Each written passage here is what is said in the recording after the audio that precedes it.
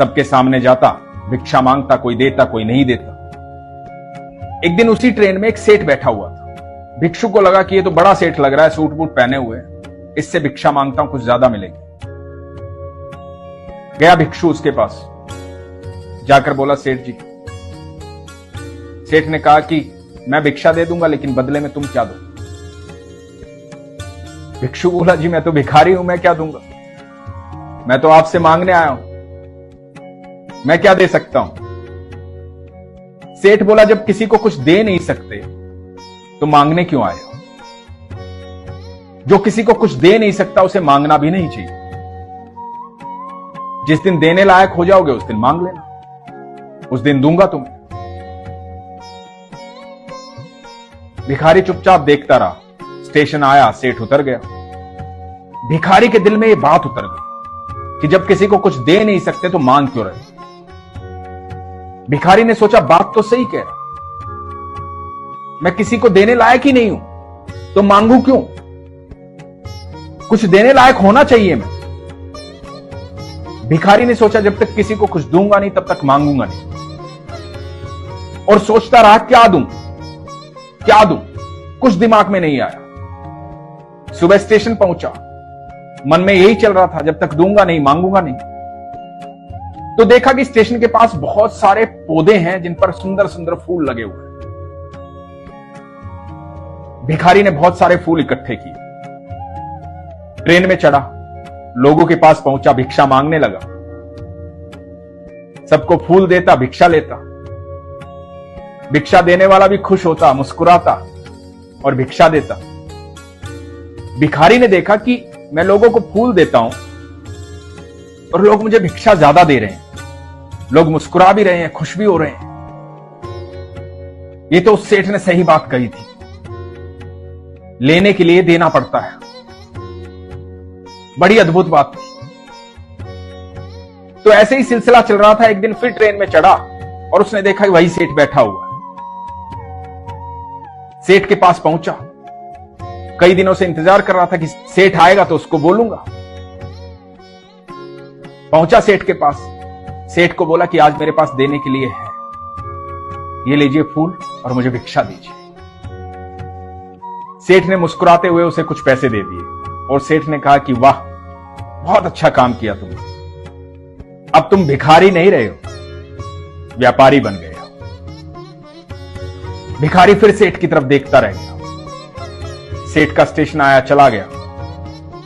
भिखारी ट्रेन से उतरा, आसमान की तरफ देखा, जोर जोर से चिल्लाने लगा कि मैं भिखारी नहीं हूं, व्यापारी हूं, भिखारी नहीं हूं, व्यापारी हूं, भिखारी नहीं हूं, व्यापारी हूं। आते जाते लोग देख रहे थे, हंस रहे थे कि पागल हो गया। भगवान को धन्यवाद कर रहा था कि भगवान, भिखारी नहीं हूं, व्यापारी हूं।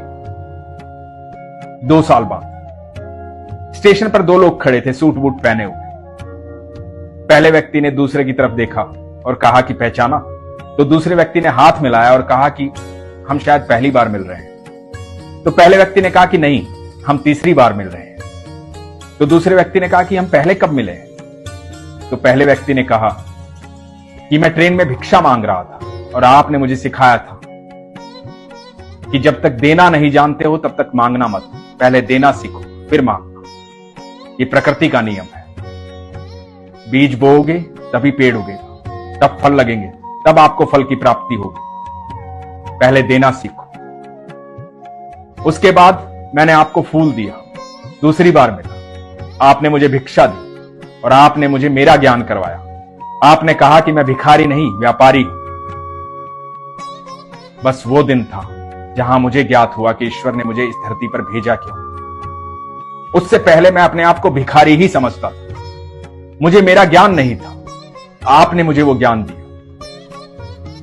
मैंने पहले फूल तोड़ करके धीरे धीरे व्यापार शुरू किया, फिर अपनी क्यारी लगाई। आज मेरे बगीचे हैं, मैं फूलों का व्यापार करता हूं और ये शिक्षा आपने मुझे दी थी। दोस्तों, ये बड़ी अद्भुत बात है। भगवान आपको संदेशे भेजते हैं किसी न किसी के जरिए। आपको संदेशे समझ में आने चाहिए। जब भी आप मुसीबत में होते हैं तो यकीन मानना, मुसीबत की एक खासियत होती है,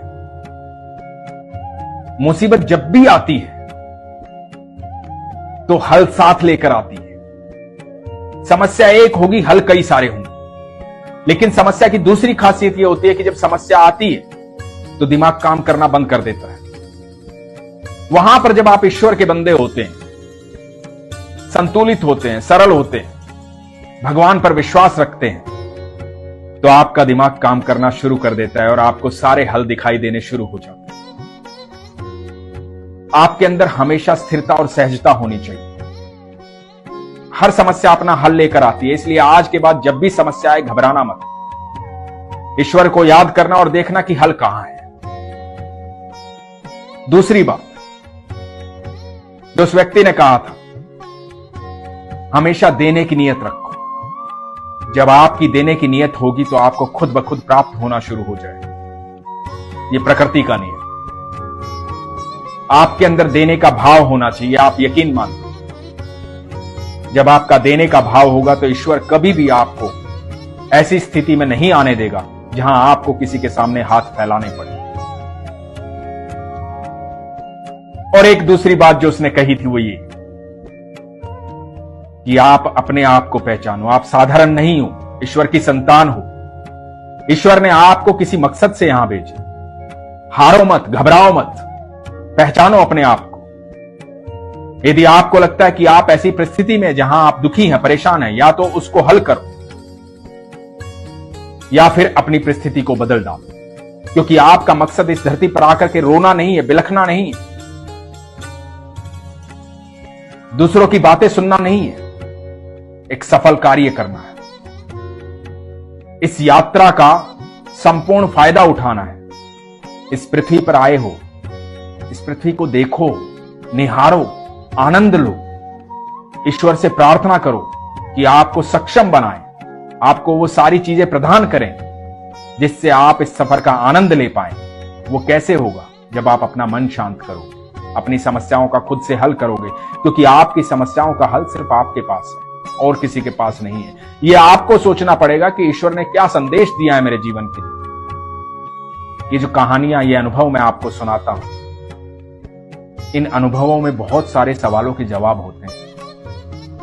उन जवाबों को तलाश करो, अपने विश्वास को मजबूत रखो, अपना ख्याल रखो। हरे कृष्ण।